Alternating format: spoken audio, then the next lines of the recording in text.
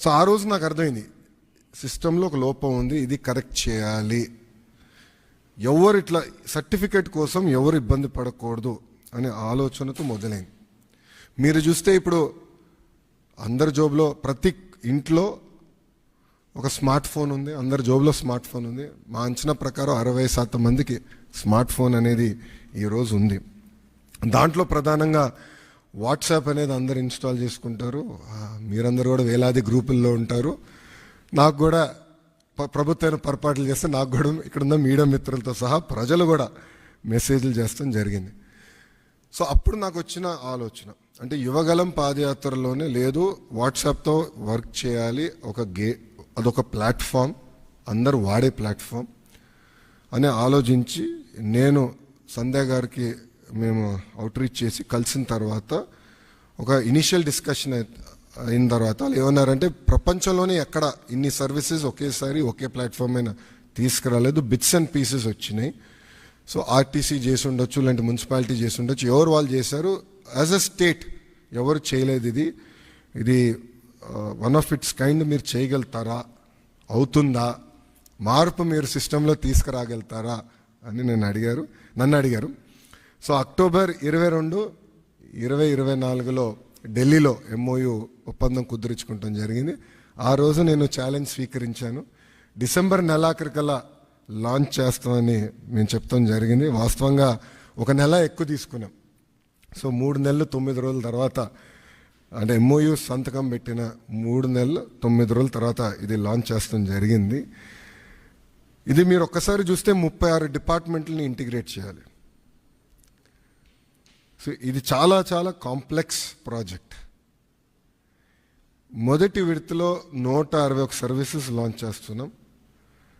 మా team చెప్పొద్దన్నారు, but నేను చెప్తున్నాను ఈరోజు, రెండో విడతలో 360 సర్వీసెస్ మేము లాంచ్ చేస్తాము.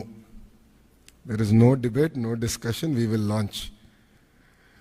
సో ప్రజలకి ప్రభుత్వం మధ్యన ఇదొక ప్లాట్ఫామ్గా ఏర్పాటు చేసి రియల్ టైం సర్టిఫికేట్స్ వాళ్ళకి డెలివర్ చేసే బాధ్యత మన ప్రభుత్వం తీసుకుంటుంది. దాంట్లో భాగంగా మీరు చూస్తే నేను కూడా మా టీంని పదే అడిగింది, ఇక్కడ సర్టిఫికేట్స్ కూడా మేము ఇష్యూ చేసినప్పుడు దానిపైన స్పెసిఫిక్ QR కోడ్ ఉంటుంది. ఎందుకంటే మీరు ఆథెంటిసిటీ గురించి మీరు అడుగుతారు నాకు తెలుసు, అందుకే ముందలే ప్రియంప్ట్ చేస్తున్నా. QR కోడ్ అనేది ప్రతి సర్టిఫికేట్ పైన ఉంటుంది.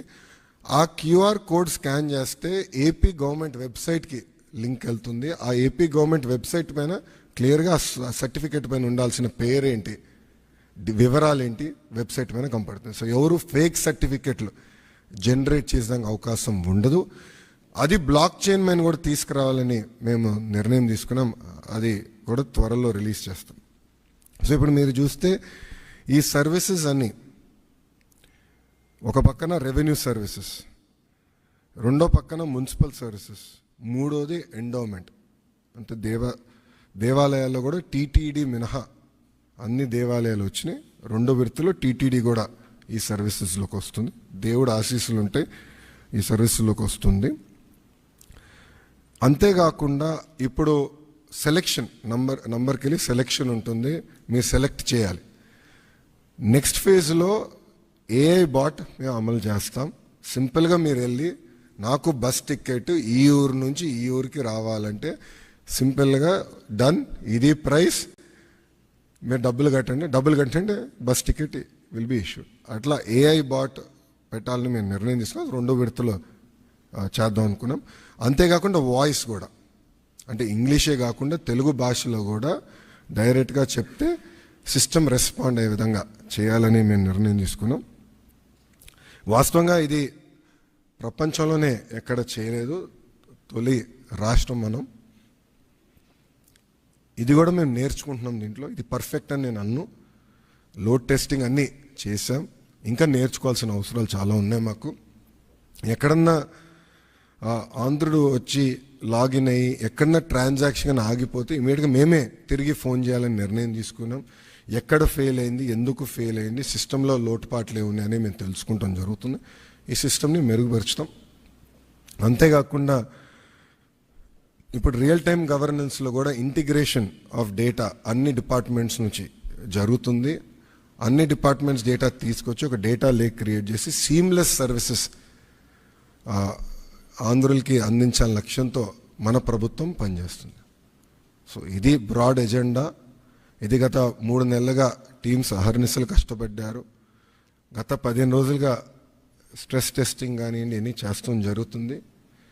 ఇంకా ఫైన్ ట్యూన్ చేయాలనేది నాకు ఇంకా అర్థమైంది. ఇదొక జర్నీ, ఇది డెస్టినేషన్ కానే కాదు. ఇది ఇంకొక 6 నెలల్లో I believe we can bring out an ideal product. అంటే అన్ని సర్వీసెస్ ఏఐ వాయిస్ కలిపి ఒక 5-6 నెలలు పడుతుంది. ఇది ఫేజ్ 1 కింద లాంచ్ చేస్తాం జరిగింది. సో ఏదైతే నేను పదే పాదయాత్రలో చెప్పానో, ఏ హామీ అయితే నేను పాదయాత్రలో ఇచ్చానో దాంట్లో భాగంగా ఈ హామీ నేను నిలబెట్టుకుంటాం జరిగింది. ముందు ఇది స్ట్రీమ్ లైన్ చేస్తాం. ఆర్టీజీలో కూడా నేను